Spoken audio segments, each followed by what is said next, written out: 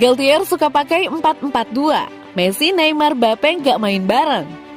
Christophe Galtier, sang pelatih baru PSG, suka memakai formasi 4-4-2. Maka yang jadi pertanyaan, apakah Messi, Neymar, dan Mbappe nantinya nggak main bareng? Dilansir dari Marca, Christophe Galtier ditunjuk jadi pelatih baru Paris Saint-Germain PSG untuk gantikan Mauricio Pochettino. Galtier dikontrak selama 2 tahun. Christophe Galtier pernah membawa Lille juara Liga Prancis di musim 2020-2021 untuk patahkan dominasi PSG. Galtier dikenal sebagai sosok yang dingin dan tegas. Untuk gaya permainan, pelatih berusia 55 tahun itu suka memakai formasi andalannya yakni 4-4-2. Alternatif lainnya adalah skema 4-2-3-1. Maka muncul pertanyaan, apabila main pakai 4-4-2, apakah ada kemungkinan trio MNM alias Lionel Messi, Neymar, dan Kylian Mbappe tidak akan main bareng lagi? Bisa saja Kylian Mbappe dan Neymar diduetkan di depan PSG. Sementara Lionel Messi diplot sebagai playmaker alias gelandang serang. Messi akan main lebih ke dalam, yang sebenarnya posisi itu tidaklah asing buat Lapulka.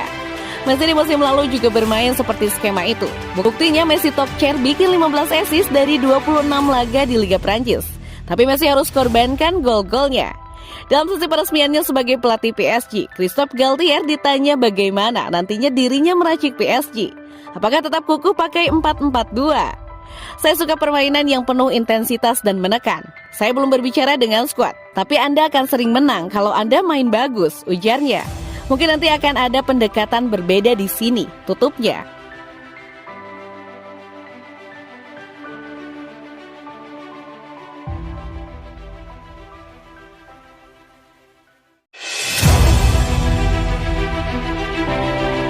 PSG mengincar bintang spesial 30 juta euro. Newcastle hampir saja menandatangani kontrak. PSG dilaporkan telah membuka pembicaraan awal untuk bintang Stade Reims Hugo Ekitike. Dengan berita datang hanya beberapa minggu setelah Newcastle United datang dalam beberapa hari setelah penandatanganan striker berusia 20 tahun. Menurut RMC Sport, raksasa Liga 1 secara teratur melakukan kontak dengan rombongan penyerang.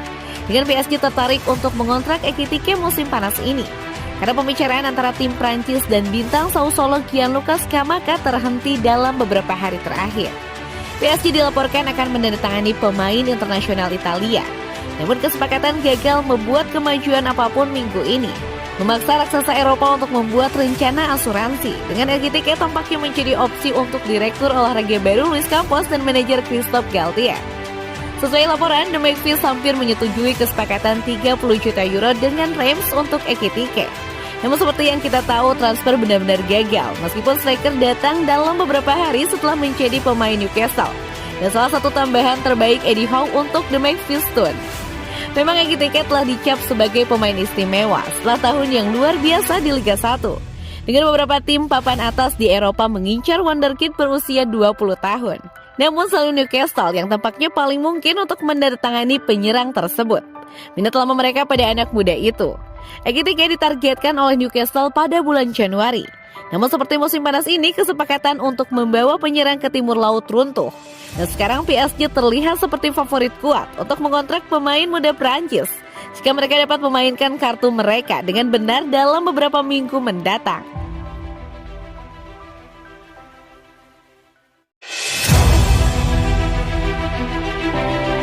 PSG mimpi menandatangani target transfer Barcelona. Paris Saint-Germain tetap mencari bala bantuan selama jendela transfer musim panas yang sedang berlangsung. Dan dilaporkan ingin meningkatkan kedalaman serangannya. Menurut Foot Mercato, penasehat sepak bola PSG, Luis Campos bertujuan agar tim bermain dengan 2 striker. Seperti berdiri, PSG hanya memiliki 1 striker sejati dalam daftar Di Mario Icardi. Meskipun orang-orang seperti Kylian Mbappe dan Lionel Messi telah memiliki banyak pengalaman dalam bermain sebagai penyerang tengah selama bertahun-tahun. Di antara target transfer penyerang PSG adalah penyerang Bayern Munich Robert Lewandowski.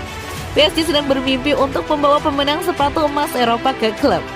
Selama beberapa bulan terakhir, Lewandowski telah dikaitkan dengan kepindahan ke Barcelona. Striker Polandia itu dikabarkan hanya ingin pindah ke Barca. Ini semua terjadi setelah dia mencatat selama konferensi pers dengan tim nasional Polandia pada bulan Mei bahwa perjalanannya di Bayern sudah berakhir.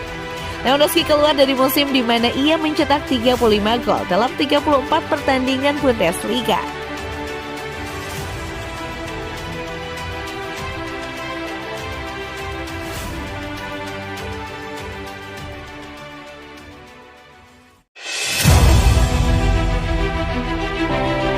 Vitinha membuat pengakuan transfer Wolves yang mengejutkan setelah kepindahan 34 juta euro ke PSG.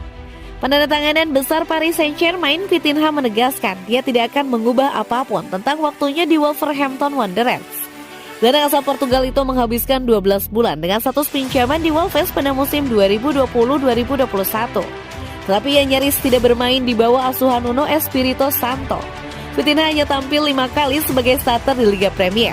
Dengan sorotannya dalam seragam Wolves menjadi pemenang spektakuler dalam kemenangan Piala FA atas Carling. Wolves menolak opsi untuk menandatangani Vitinha secara permanen seharga 20 juta euro. Dan dia kembali ke klub induk Porto musim panas lalu. Pemain berusia 22 tahun itu membantu Porto memenangkan gelar Liga Primeira dan baru-baru ini dinobatkan sebagai pemain muda Liga tahun ini. PSG telah membayar 40 juta euro atau 34 juta euro untuk penandatangani Vitinha dari Porto. Mantan pemain pinjaman Wolves akan berbaris bersama Lionel Messi, Kylian Mbappe, dan Neymar musim depan setelah bergabung dengan juara Prancis. Dan Vitinha menegaskan kepindahannya ke PSG tidak akan mungkin terjadi tanpa kurva belajar yang dialami di Molineux. Dalam sebuah wawancara dengan outlet Prancis RMC, Vitinha berkata, "Anda dapat mengatakan itu karena saya tidak meninggalkan jejak saya. Saya tidak banyak bermain dengan Wolves, jadi kita bisa mengatakan itu. Tapi saya pikir itu sangat bagus.